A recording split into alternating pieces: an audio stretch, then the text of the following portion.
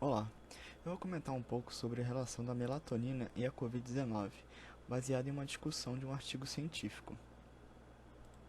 O artigo em questão é intitulado Melatonina inibe a tempestade de citocinas induzida pelo Covid-19 ao reverter a glicólise aeróbica em células imunes, uma análise mecanicista. A melatonina é um hormônio endógeno produzido principalmente pela glândula pineal, localizada na região encefálica. Porém, já se sabe que a melatonina também pode ser produzida nas mitocôndrias das células do organismo.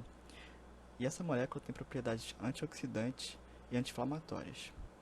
A melatonina também é conhecida como hormônio do sono, tendo relação com o nosso ciclo circadiano. O seu pico de produção é principalmente à noite, em locais totalmente escuros. Essa molécula também é capaz de modular a resposta e o metabolismo das células do sistema imune. Um dos possíveis efeitos da infecção pelo SARS-CoV-2 é a chamada tempestade de citocinas, que também ocorre em outras patologias como a sepse. Isso ocorre por conta de uma resposta inflamatória exagerada, gerada por uma reprogramação celular induzida pelo vírus, promovendo uma grande liberação de citocinas inflamatórias como a IL-1-beta, TNF-alfa, pelas células do sistema imune. Essa desregulação resulta na formação de espécies reativas de oxigênio, que podem causar danos celulares. Essa reprogramação do metabolismo celular causada pelo vírus pode se dar em monócitos ou macrófagos. Essa alteração faz com que as células parem de realizar a fosforilação oxidativa para a formação de ATP nas mitocôndrias e passem a adotar um processo de glicólise aeróbica, mais conhecido como efeito Warburg.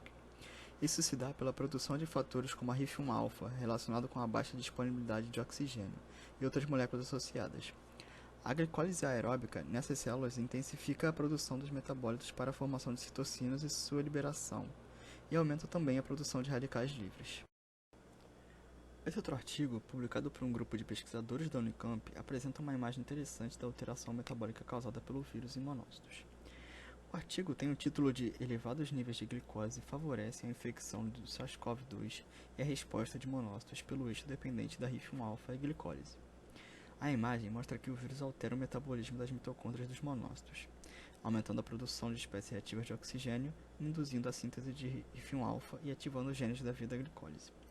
Isso resulta na tempestade de citocinas que causa danos nas células T de defesa do sistema imune, diminuindo sua proliferação, aumentando o fator de exaustão dessa célula, o PD-1, e diminuindo a produção de interferon gama, que tem atividade antiviral. Essa tempestade de citocinas também promove a morte de células epiteliais. Agora, voltando para o artigo sobre a melatonina, podemos fazer uma comparação entre as células do sistema imune, como por exemplo o macrófago, em seu estado saudável e durante a infecção viral. Em células saudáveis, a glicose entra na célula e é transformada em piruvato pela glicólise. Esse piruvato entra na mitocôndria para ser metabolizado em acetilcoenzima A, pela piruvato desidrogenase, podendo seguir para o ciclo de Krebs, na via da fosforilação oxidativa para a formação de ATP ou ser utilizada como cofator para a produção de melatonina pela enzima aralquilamina acetiltransferase. No caso de uma alteração metabólica, como a glicólise aeróbica, o efeito Warburg, a via do piruvato sofre mudanças.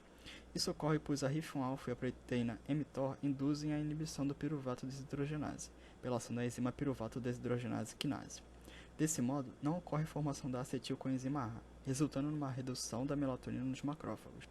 Por fim, segundo os autores, a falta de melatonina favorece os efeitos da tempestade de citocinas, pois a melatonina agiria como um supressor da via da glicólise aeróbica, diminuindo a atuação da RIF1-alfa e da mTOR e, consequentemente, reduzindo a produção de citocinas inflamatórias e espécies reativas de oxigênio, os radicais livres.